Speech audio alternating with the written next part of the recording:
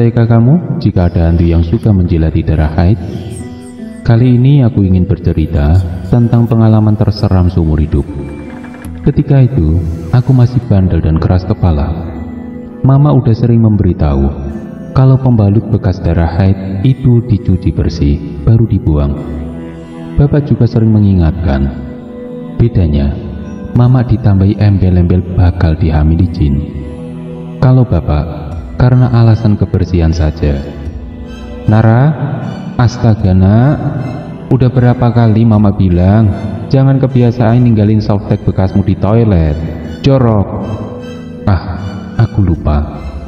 Tadi sehabis mandi, softtek itu kuletakkan di atas toilet jongkok. Niatnya ingin membersihkan, tapi entah mengapa rasanya malas saja.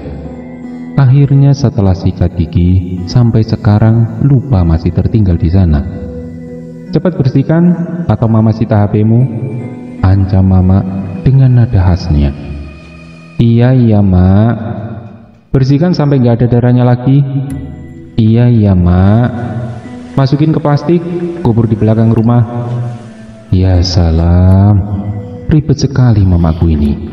Hanya gulungan pembalut sebiji sampai diperlakukan seperti ini.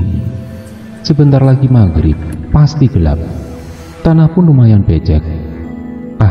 Lempar saja ke tempat sampah di belakang sana. Intinya dibuang kan? Usai membersihkan, aku melempar plastik itu.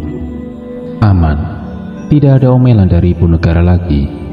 Waktunya santai sambil chatan dengan teman di Facebook. Namun sesuatu yang aneh mulai kurasa sejak itu. Punggung terasa berat, emosi pun tak terkendali. Cila yang tidak bersalah pun sering kumarahi. Malah sholat dan mengaji. Sholat pun tidak khusyuk dan sering lupa rakaat. Ingin mengadu ke Mama, tapi takut kena marah lagi. Alhasil gejala aneh ini kusimpan hampir 2 minggu. Sampai pada akhirnya bertemu lagi dengan tamu bulanan yang menjengkelkan. Bagaimana tidak? Sudah haid, banyak tugas pula. Seperti biasa, sebelum mandi kubiarkan air keran itu menyala. Softtekku masih tergeletak menunggu dibersihkan. Sesekali menoleh ke belakang karena merasa ada yang mengawasi. Sedang keramas dan memejamkan mata tentu membuat kita berpikir aneh-aneh, bukan? Nara, lama banget mandinya. Mama udah kebelet ini, teriak Mama di depan pintu. Kamar mandi dan toilet memang disatukan, tidak dipisah. Bapak sudah berniat memberi sekat, tapi selalu tidak sempat. Bentar Mak.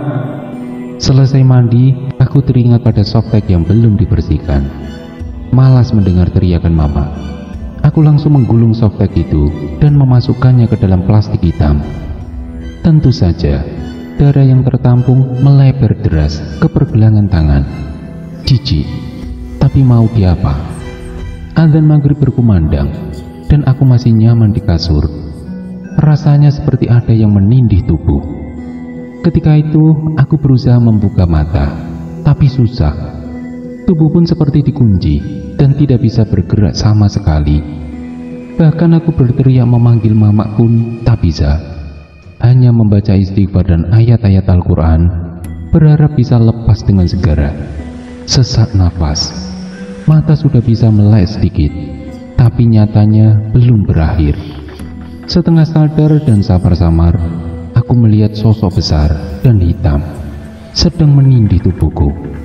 Wajahnya yang menyeramkan serta mulut terbuka lebar membuatku ingin berteriak sekencang-kencangnya.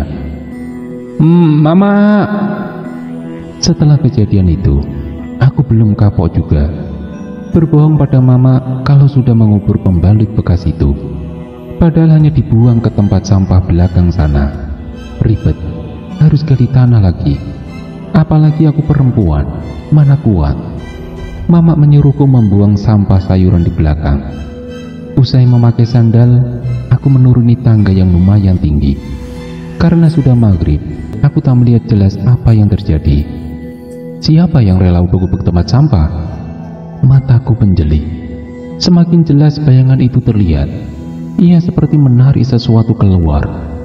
Plastik hitam dan ada cairan merahnya. Darah? Selup! Astaga, dia menjilati darah di softtek itu. Tanpa basa-basi lagi, aku langsung melempar plastik sampah. Sosok aneh itu tiba-tiba melirik ke arahku. Sial, kali ini aku tak bisa berbuat apa-apa lagi. Seluruh tubuh terasa kaku. Dia gendruwo